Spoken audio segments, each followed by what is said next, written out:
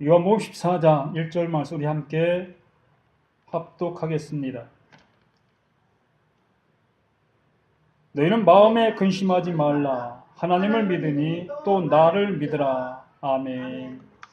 영광의 하나님, 이 시간도 모든 것 위에 복의 역사로 함께 해주시고 진리를 알지 진리가 너희를 자유케 하리라 하신 그 말씀의 능력을 다시 한번 체험하며 이 시간도 귀한 말씀을 듣사오니 아버지의 말씀을 통해서 우리의 모든 것들이 자유함과 기쁨의 역사가 충만할 수 있도록 하나님 아버지 도와주시옵기 원합니다. 우리의 아버지 어둠의 권세 속에 묶여있던 그 모든 것들이 이 시간 예수의 거룩하신 이름으로 풀려지며 또한 기쁨의 능력의 은혜를 충만히 받는 복된 시간 될 수 있도록 도와주시옵소서. 아버지의 말씀이 되게 도와주시고 아버지의 능력이 되게 도와주시옵소서. 오직 하나님께만 영광 되어질 수 있는 복된 시간 되게 도와주시기를 우리 구원하신 예수의 거룩하신 이름 받들어 간절히 기도드리옵나이다. 아멘. 마음에 근심하지 말라. 아멘. 오늘 하나님께서 우리에게 주신 말씀이 너희는 마음에 근심하지 말라. 하나님을 믿으니 또 나를 믿으라. 이것이 하나님께서 우리에게 해주신 말씀입니다. 천지 만물을 창조하신 하나님, 말씀으로 그 모든 것들을 조성하신 하나님, 그 하나님께서 우리에게 하시는 말씀이 마음에 근심하지 말라라고 우리에게 명령해 주시고 계시다라는 것입니다. 우리는 군대의 그 어떠한 계급사회 속에서 상관이 실로 명령을 하게 되어지면 그 명령은 그대로 순종하는 그러한 모습이 되어지지요. 이렇게 명령체계의 모습을 우리가 알게 되어질 때에 이렇게 하나님의 말씀이 우리에게 명령으로 하셨다는 그 모습을 깨닫게 되어진다면 우리는 이 말씀을 그대로 받아 누릴 수 있는 우리 자신들이 되어야 할 것이다 라는 것입니다. 우리가 생각할 것도 없다는 거예요. 왜 그렇지? 이러할 이유도 없다는 것입니다. 하나님께서 우리에게 명령하신 그것이기 때문에 그 명령을 따라 우리는 그냥 순종하면 된다라는 것입니다. 그래서 마음에 근심하지 말라라고 명령해 주셨다면 우리는 근심할 이유가 없다는 것이지요. 우리는 하나님께서 우리에게 말씀하셨다면 그대로 우리에게 적용되고 이루어지는 그것이기 때문에 그렇지요. 하나님께서 수많은 선지자들을 통해서 말씀해 주셨고 말씀해 오셨습니다. 그 말씀이 하나님께서 분명하게 100% 이루실 것이라고 말씀하셨지요. 그러므로 인해서 그분이 말씀하신 것은 조금도 의심하지 않냐고 우리는 그냥 믿는 그것이 되어야 할 것이라는 것입니다. 그래서 하나님께서 우리를 향해서 마음에 근심하지 말라 말씀하셨다면 그 말씀이 우리에게 그대로 근심할 이유가 없는 그 모습으로 적용된다. 완전하다. 또한 완결된다라는 것입니다. 미완결의 모습이 아니라 정말로 그 모든 것들이 완전한 모습으로 완결된다라는 것입니다. 그럼 무엇을 완결시키겠다고 말씀하시는 거냐라는 것이지. 세상 일이겠느냐? 아니면 하나님께서 하나님의 뜻을 완결하시겠다고 말씀하시는 것이냐라는 것입니다.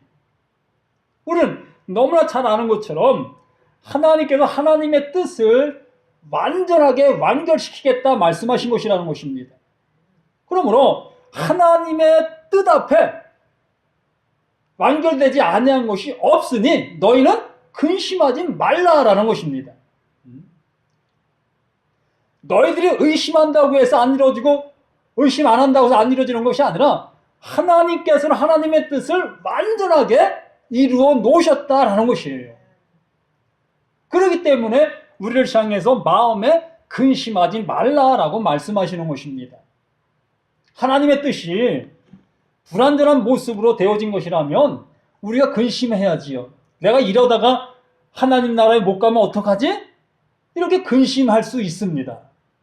하나님이 완전하지 아니하시다면, 또 하나님께서 이루어 놓으신 것들이 완전한 것이 아니라면 우리는 이렇게 근심의 모습이 될 수밖에 없다는 거예요. 내가 이렇게 신앙생활 하다가 또 세상 일에 절제하며 이러한 모습이 되어지다가 또 하나님 앞에 내 전세산을 다 드렸는데, 내 젊은 날을 다 드렸는데 이것이 하나님께서 불완전한 모습이라면 내가 한 이 모든 것들이 어떻게 되지? 이러할 이유가 없다는 것이라는 것이에요. 하나님께서 이루어놓으신 것들의 모든 것들은 너무나 완전하고 완결됐기 때문에 근심할 이유가 없다는 것입니다. 이것을 말씀하시는 거예요. 너희는 근심하지 말라. 너희는 근심하지 말라.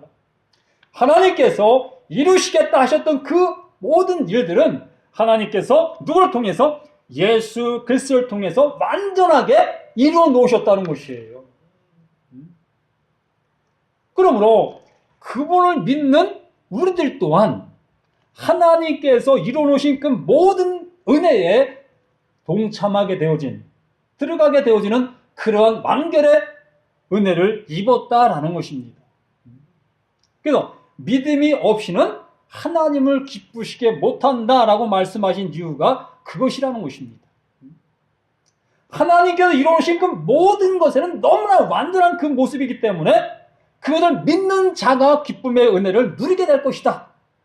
이렇게 우리에게 말씀해 주시고 있는 것입니다. 이렇게 요한복음 10장 1절 말씀 우리에게 말씀하신 것처럼 너희는 마음에 근심하지 말라. 하나님을 믿으니 또 나를 믿으라. 이보다 더 완전한 말씀이 어디 있겠습니까?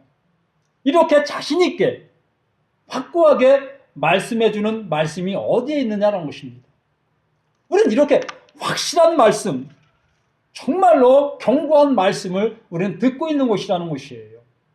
영원한 하나님의 나라의 말씀, 흔들림 없는 이 완결된 말씀을 지금 우리들은 듣고 있는 우리 자신들이라는 것입니다.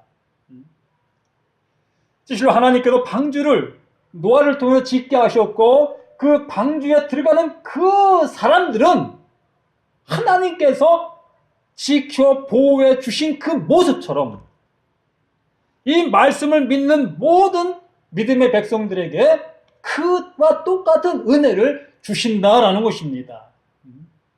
그래서 모형적인 노아의 그 모습을 통해 실상의 은혜를 우리는 누리게 되어진다는 것이에요.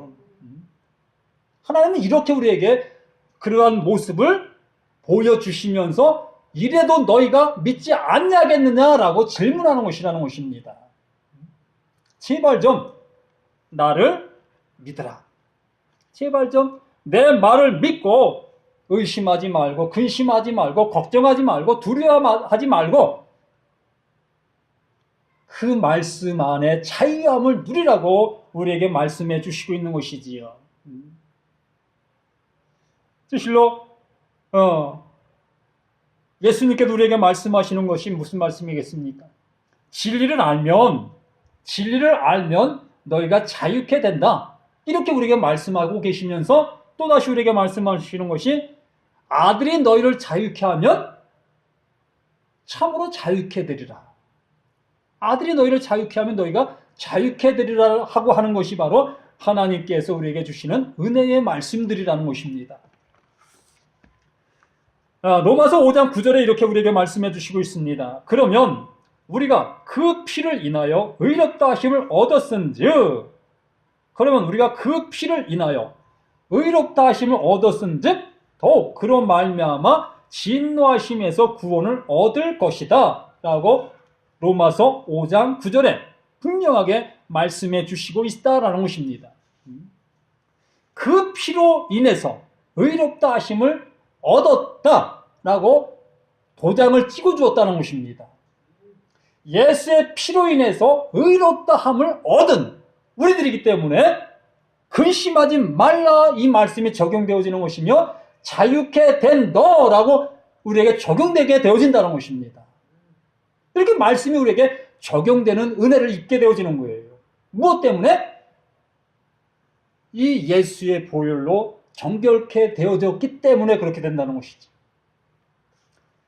그 피를 인하여 의롭다 하심을 얻었으니 더욱 그로 말미암아 진노하심에서 구원을 얻을 것이다. 이제 진노하심에서 떠는 그러한 우리들이 되지 마시고 진실로 진노하심에서 건진받은 자로서 기뻐하며 감사하며 감격하며 그 진노하심에 떨고 있는 그들을 향해서 주라 라고 말씀하여 주시는 예수의 하나님의 음성을 들을 수 있는 우리 자신들이 되어야 할 것이라는 것입니다. 나도 진노하심에 떨고 있는 나라면 진노하심에 떨고 있는 저들을 향해서 줄 것이 없다는 것입니다. 뭘 줄 거예요? 나도 떨고 있는데. 진실로 하나님의 말씀을 통해서 근심하지 않는 내가 되어질 때에, 두려워하지 않는 내가 되어질 때에 두려워 떠는 저들을 향해서 줄 수 있는 그것이 있다는 거예요. 그것이 뭡니까? 나를 자유케 한 말씀들, 나에게 영원한 생명을 준 그 말씀들, 그 말씀들을 그들을 향해서 주어야 할 그 책임, 그 은혜, 그 의무가 우리들에게 있다는 것을 이 말씀을 통해서 말씀해 주시고 있는 것입니다. 잠언서 22장 4절에도 우리에게 말씀하십니다. 겸손과 여호와를 경외함의 보응은 재물과 영광과 생명이니라. 겸손과 여호와를 경외함, 겸손과 여호와를 경외한다 라는 그 표현의 모습이 뭐냐는 것이지. 믿는다는 거예요. 그분의 말씀을 믿는다는 것이에요. 그분이 행하시는 일들을 아멘 한다는 것입니다. 그분이 이루실 그 모든 것들을 그냥 신뢰한다라는 것이에요. 그 안에 내가 들어간다라는 것입니다. 그러한 모습이 되어질 때에 보응은 재물과 영광과 생명의 은혜가 우리에게 내려진다라는 것을 말씀해 주신다는 것이지. 수많은 선지자들이 외치고 외친 말씀의 결과가 이런 것이라는 거예요. 내 말을 들으라. 내가 전하는 이 말에 순종하라. 라고 한 그 모든 것의 결과가 뭡니까? 재물과 영광과 생명. 이러한 복을 우리가 누리게 되어진다라는 것입니다. 우리가 시편 23편 말씀을 거의가 다 암송하고 있으리라 봅니다. 그 서두가 뭐예요? 아멘. 여호와는 나의 목자이시다라고 고백하는 것이 시편 23편의 모습이지요. 여호와 그 하나님이 나의 목자이시다는 거예요. 아멘. 정말 그렇습니까?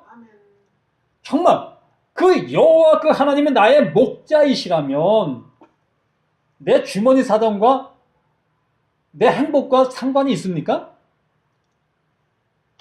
예? 상관이 없어야 되죠. 예? 여호와가 나의 목자가 되어 주신다고 고백하는 그 고백 밑에서 내 주머니 사정과는 아무 상관없이 우리는 행복해야 할 것이라는 거예요. 그 이유는 그는 우리를 쉴만한 물가로 인도해 주시고 또 어디로 인도하셔요? 푸른 초장으로 우리를 인도하신다고 말씀해 주시기 때문에 그런 것이지요. 내 주머니가 비어 있으면 그 비어 있는 것으로 인해서 나에게 복이라는 것이지요. 내게 주머니에 가득 찬 것으로 인해서 그것 또한 내게 복이라는 것입니다. 그러니까 내 주머니가 차여 있든 비어 있든 여호와는 나의 목자가 되어주시는 그 은혜 안에서 살아갈 때에 실로 부자가 천국에 들어가는 것이 낙타가 바늘귀로 들어가는 것보다 어렵다는 그 말씀이 적용되지 아니할 수 있다는 것입니다. 그런데 그것이 내 주머니 따라 내 감정이 변하고 내 믿음의 상태가 변화지는 그 모습이 되어진다면 그 사람은 부자의 모습으로 부자가 천국에 가는 것이 낙타가 바늘귀로 들어가는 것보다 어렵다는 말이 적용되는 것이에요.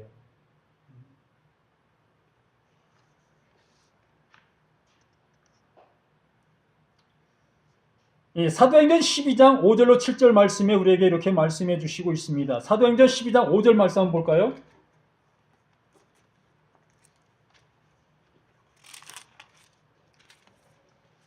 사도행전 5장 12장 5절 말씀. 이에 베드로는 옥에 갇혔고 교회는 그를 위하여 간절히 하나님께 기도하더라. 아멘. 아멘. 베드로가 옥에 갇혀 있습니다. 그러면 여기 베드로 자신도 여호와는 나의 목자이십니다라는 고백이 적용돼야 할 것이지요. 옥에 갇힌 베드로가 여호와는 나의 목자이십니다라고 고백해야 한다는 것입니다. 그렇죠. 그러면 내가 지금 현재 이 베드로의 모습처럼 옥에 갇혔다라고 한번 생각해 보십시다. 그러면 우리의 마음의 모습 속에서 어떠한 모습이 되어지겠는가? 불평, 불만이 쏟아지는 그러한 모습이 되어지는가? 아니면 실로 여호와는 나의 목자이십니다라는 그러한 고백으로 하나님 앞에 감사 찬양 올리는 바울의 모습으로 나타날 수 있는가? 분명한 것은 여호와는 나의 목자이십니다라고 이 베드로 또한 그러한 고백이 베드로 속에서 나와야 한다는 것입니다. 그런데 이 놀라운 역사가 베드로의 모습 속에 나타나는 모습을 보게 되어지지요. 옥에 갇혀있는 이 베드로. 8절에는 천사가 이르되 띠를 띠고 신을 씻으나 하거늘 베드로가 그대로 하니 천사가 또 이르되 겉옷을 입고 따라오라 한대. 베드로가 나와서 따라갈새 천사가 하는 것이 생시인 줄 알지 못하고 환상을 보는가 하니라. 이러한 베드로의 은혜가 지금 현실의 그 모습에 나타나고 있습니다. 실제로 베드로의 현실의 모습 속에서는 불평하고 불만하고 실제로 눈물을 흘려야 될 그런 환경이었지요. 하나님, 내가 주를 위해서 이렇게 살아왔는데 예수님을 증거하는 그러한 삶을 살았는데 내 지금 모습이 왜 이렇게 됐습니까? 어찌 복을 주시면 복을 주셔야지 어찌 감옥에 갇히는 내 모습으로 만드십니까? 라고 하나님을 향해서 불평을 쏟아놓을 수밖에 없는 그런 환경의 모습을 갖추고 있었다는 것입니다. 우리는 베드로의 모습을 보기 전에 내 모습을 여기 한번 적용시켜 보시라는 거예요. 우리도 이런 환경의 모습이 지금 현재 갖추고 있는지도 모릅니다. 하나님, 내가 주를 위해서 이렇게 애쓰고 힘썼는데 내 형편의 모습이 왜 이렇습니까? 이렇게 할 수도 있는 내 모습일 수도 있다라는 것입니다. 그런데 놀라운 것은 하나님께서 이 베드로를 통해서 일을 이루어 가시는 모습을 우리에게 보여주시고 있다는 것입니다. 여호와는 나의 목자이시니라는 그러한 믿음의 모습이 되어져 가는 그 삶의 모습 속에 하나님께서 이렇게 베드로에게 역사하시는 그 은혜가 우리들에게도 동일하게 지금 현재 행하고 계시는 하나님이시라는 것이에요. 이런 은혜를 체험하고 체험할 수 있는 우리 자신들이 되어져 나갈 때에 이 믿음의 역사는 나로 인해 시작되어져 가는 이러한 역사가 나타나게 되어질 것이다 라는 것입니다. 우리는 잠잠할 이유가 없다는 거예요. 스스로 근심에 빠져 있을 이유가 없다는 것입니다. 하나님께서 완전케 해놓으신 그 복음을 가진 우리들, 그 은혜를 받은 우리들, 그렇다면 우리들은 이제 살아있는 자의 삶이 지금부터 샘솟게 되어지게 될 것이라는 것입니다. 아멘. 샘이 마르는 거 맞습니까? 예? 뭐 요즘에 샘은 말라요. 제가 어렸을 때 산에 올라가면 샘이 있었습니다. 근데 지금은 없어졌어요. 없어요. 그러니까 샘이 어떤 환경으로 인해서 없어진 거지요. 어쨌든 샘이라는 것은 마르지 아니한다고 해서 샘입니다. 계속 솟아나는 것을 샘이라고 얘기하지요. 이렇게 하나님의 말씀이 내 안에서 샘솟는 은혜의 역사가 이제 나타날 수밖에 없다는 거예요. 이렇게 베드로에게 하나님께서 역사해 주시는 그 은혜의 역사가 베드로의 삶에 나타나는 그 모습처럼 우리에게도 이렇게 나타나게 되어지게 될 것이다. 될 수밖에 없다. 라는 것을 늘 고백하며 살아가는 우리 자신들이 되어 가자는 것입니다. 기대하시라는 거예요. 하나님을 기대하고 기대하는 우리의 믿음의 삶이 되어 가셔야지, 어제 믿던 하나님 뭐 오늘도 뭐 별다른 일이 있겠어? 뭐 어제도 냉랭하셨던 그분이 내게 뭐 지구능에 해뜰 모습으로 비춰주시겠어? 그냥 그렇겠지 뭐. 이러한 모습이라면 또다시 어제와 오늘 동일한 모습이 될 것이라는 거예요. 이왕 똑같은 하루를 만납니다. 똑같은 시간을 우리가 지나갑니다. 그렇다면 이제 말씀을 앞세워서 한 번 더 나아가 보자는 것입니다. 하나님이 어떻게 나를 향해서 역사하고 계시는가? 뭐 기대를 해보시라는 거예요. 뭐 아픈 사람 손을 한번 얹어보시고, 또 근심에 빠져있는 사람 내게 있는 생명의 말씀을 한번 주어보시고, 근심하지 말라. 하나님이 책임지십니다. 이 한마디를 던져보시라는 거예요. 그러면 그 말씀이 그 심령 속에 역사하셔서 그를 푸른 초장으로 쉴만한 물가로 인도해 주시는 이러한 역사가 나타나게 되어지는 은혜의 놀라운 역사를 우리가 목도하게 될 것이다. 볼 수 있게 될 것이다. 아멘. 한번 해보세요. 정말 한번 해보세요. 이러한 삶이 내게 주어질 때에 세상에 감당할 수 없는 사람이 되는 거예요. 베드로, 요한, 예수님의 제자들, 세상에 감당할 수 없는 사람들이었습니다. 실제로 그들을 향해서 돌을 던지는 세상이었지만 그들은 돌을 맞으면서 그 영혼들의 불쌍함을 가슴에 안고 기도한 사람들이 바로 그들이잖아요. 왜요? 저들이 내 목숨을 가져간다 할지라도 나는 저들에게 주고 싶은 것이 있다. 저들에게 나눠주고 싶은 것이 있다. 그것이 뭡니까? 그들에게 주어졌던 생명의 은혜, 기쁨의 감사, 그러한 것들을 그들에게 주고 싶은 그러한 열망이, 그러한 모습이 자신들에게 아픔이었던 모든 모습을 이기고 나갈 수 있게 되어졌다라는 것입니다.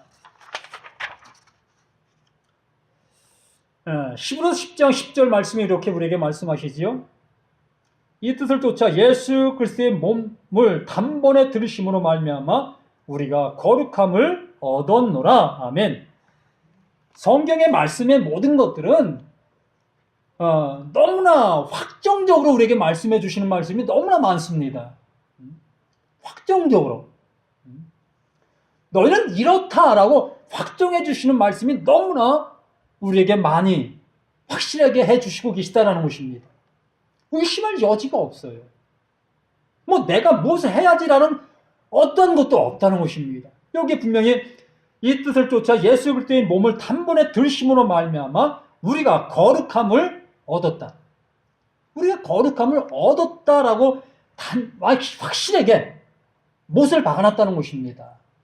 근데 우리들은 내가 거룩한 삶을 살아야지 라는 그러한 개념을 가지고 살아가기 때문에 그 사람은 또 넘어지고 또 실망하고 좌절하고 절망하는 그러한 모습의 연속이 되어지는 거예요. 나는 나예요. 나라는 존재가 거룩해질 수도 없는 나라는 것입니다.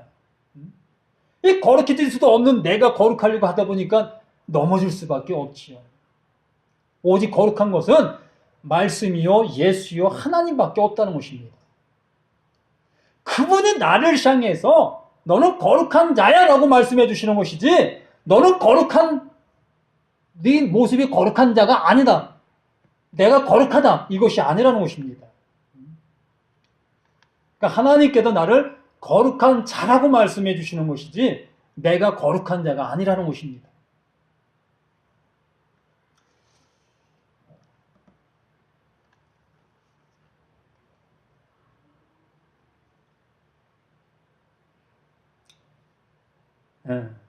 마가복음 4장 20절 말씀에도 우리에게 이렇게 말씀하시지요.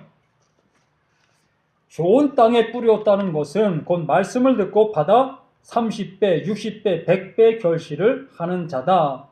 좋은 땅에 뿌렸다. 그렇다면 우리가 혹시 내가 좋은 땅이면 이것이 가능한 것이 아니겠는가라고 생각할 수 있습니다. 여기 계신 분들, 난 혹시 내가 좋은 땅이다라고 생각해 본 사람 있습니까? 난 밭이 너무나 황 터질 것 같은 그러한 땅이야 라고 자문다답해 보신 사람 있어요? 네? 나는 무엇을 들어도 나는 100% 그 모든 것들이 되어지고 또 그러한 모습이다 이렇게 생각하고 있는 사람이 있느냐라고 보십니다. 예수님께서 땅의 비유를 이렇게 말씀해 주시고 있음을 볼 수 있지요. 근데 끝으로 이제 좋은 땅의 비유를 우리에게 말씀해 주셨는데, 좋은 땅에 뿌리였다는 것은 곧 말씀을 듣고 30배, 60배, 100배의 결실을 얻는 자다라고, 결실하는 자다라고 말씀해 주시고 있습니다. 그러면 좋은 땅은 말씀을 들으면 100% 그냥 아멘이요? 거기에 그대로 그냥 이루어지는 것이 좋은 땅이라는 것입니다. 근데 우리 각자들은 어느 날은 좋은 땅처럼 느껴지고 또 어느 날은 돌짝밭 같은 모습이 되어지고 어느 날은 길과 같은 그러한 밭이 되어지고 어느 날은 또 가시덤불과 같은 그러한 밭이 되어지는 그러한 모습을 우리 스스로가 느끼는 모습을 볼 수 있습니다. 결론을 내린다면 우리는 좋은 밭이 못 된다는 것입니다. 아무리 애써도 우리는 좋은 밭이 될 수가 없다는 것입니다. 좋은 밭이 될 수 없는 우리들이 이제 좋은 밭이 무엇인가를 알게 되어졌을 때에 그것으로 인해서 내게 이것이 이루어진다는 것을 알게 된다는 것입니다. 좋은 밭이라는 것은 오직 예수님밖에 없다는 것입니다. 예수님만이 좋은 밭입니다. 세상 어떤 누구도 좋은 밭이 될 수가 없습니다. 하나님께서 좋은 밭의 뿌림으로 인해서 30배, 60배, 100배가 이루어진 거예요. 그것을 우리에게 적용시켜 주시겠다라는 것입니다. 그것을 우리에게 이루어 주신다라는 것입니다. 좋은 밭 되십시오. 좋은 밭 되십시오. 아무리 외쳐도 지금 이 순간은 나 좋은 밭이 됐다라고 생각할 수 있습니다. 아니, 내 마음의 감정 속에서 아멘, 아멘, 아멘이라고 할 수 있습니다. 그러나 또 세상에 나가면 나는 좋은 밭은 어디 갔는데 없어지고 돌짝밭 같은 그 모습을 하고 있는 내 모습을 보게 된다는 것입니다. 그게 우리의 사람의 모습이라는 거예요. 그러기 때문에 하나님께서 예수님을 보내신 것이고 그러기 때문에 예수를 통해서 이루어 놓으신 것이지 우리에게 좋은 밭 되어서 그것을 한번 이루라고 말씀하시는 그런 하나님이 아니시라는 것입니다. 그러므로 우리는 그분이 이루어 놓으신 것에 아멘함으로 이 은혜의 30배, 60배, 100배의 은혜가 우리에게 적용되는 거예요. 그러므로 우리는 감사할 수밖에 없고 감사할 것밖에 없고 내가 자랑할 것이 아무것도 없음을 시인할 수 있는 그것이라는 것입니다. 참으로 너무나 안타까운 모습이 너무나 이 모든 모습에서 나는 좋은 땅이 좋은 밭이 되어질 수 없는데 좋은 밭 되라고 말씀하는 그러한 모습 너무나 안타깝다는 것입니다. 좋은 땅에 뿌렸다는 것은 곧 말씀을 듣고 받아 30배, 60배, 100배의 결실을 하는 자니다. 아멘. 오직 예수님만이 이렇게 하셨습니다. 예수님을 믿는 예수님의 제자들이 이러한 일을 이루었습니다. 그 믿음 안에서 가능한 것이 믿음만이 가능하다는 것입니다.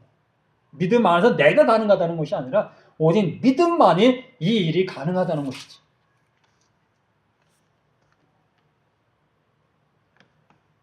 마가복음 4장 1절에서 8절 말씀에도 우리에게 이렇게 말씀하십니다. 예수께서 다시 바닷가에서 가르치시니 큰 무리가 모여들거늘 예수께서 배에 올라 바다에 떠 앉으시고 온 무리는 바다 곁 육지에 있더라.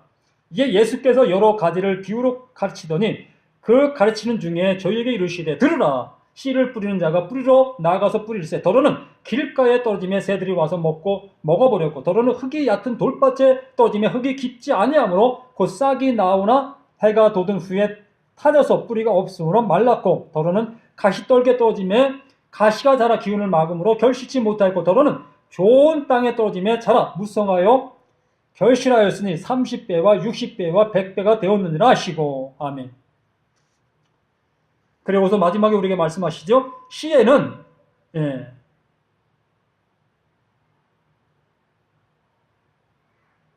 시가 무엇이다 라고 우리에게 말씀하여 주시는 모습을 볼 수 있습니다. 오직 말씀이 시라고 우리에게 말씀해 주시고 계시죠. 오직 주님께서 말씀해 주신 그 말씀으로 인해서 이러한 역사가 이루어지는 것인데 실로 우리들은 이러한 모습 안에 내 스스로가 이룰 수 있는 것은 아무것도 없음을 실로 예수님께서 말씀하시는 그 모든 말씀 속에 너희들은 이러한 모습 속에 이러한 자다라는 것을 알게 해주시는 것이다 라는 것이지요. 이스라엘 백성들을 향해서 예수님께서 하나님께서 수많은 선지자들을 보내서 그들에게 말씀해 주셨습니다. 말씀해 주셨지만 결국에는 예수님을 십자가에 못 박게 하는 그러한 일을 행한 그들이라는 거예요. 어찌 그들이 좋은 땅이 될 수 있겠고 좋은 모습이 될 수 있겠느냐? 오직 예수님만이 그 일을 이루신 유일한 분이시라는 것을 우리에게 알게 해주시고 그분을 믿는 우리들에게 동일한 은혜를 주시겠다 하시는 하나님의 약속인 것을 우리에게 알게 해주시는 그러한 모든 모습인 것을 기억해 주시기를 간절히 부탁을 드립니다.